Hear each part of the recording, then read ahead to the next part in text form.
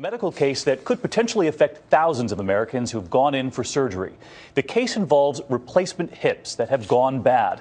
And now come questions about whether the maker of those hips knew there was a good chance there would be trouble. Here tonight, ABC's medical editor, Dr. Richard Besser. 3 years after Dennis Brooks had his arthritic hip replaced, he began to feel the pain.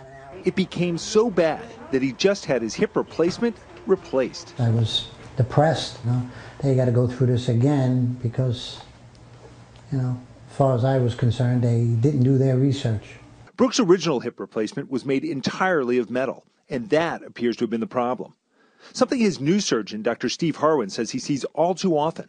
I've never been an advocate of metal on metal hips. I was skeptical about some of the results when we had these early reports of failure.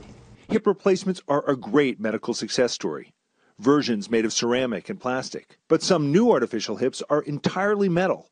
And for the estimated 500,000 Americans who now have metal-on-metal hips, the news hasn't been good. Johnson & Johnson recalled their all-metal hip in 2010. A deposition revealed a 2011 internal company document predicted that almost 40% of those hips would go bad within 5 years. Johnson & Johnson says that estimate was based on a small, limited set of data and shouldn't be generalized. But the New York Times reports that lawyers for the patient now suing the company introduced internal documents in court showing that Johnson & Johnson knew of the problems with the hip all the way back in 2007. The failure rate for all brands of metal hips varies.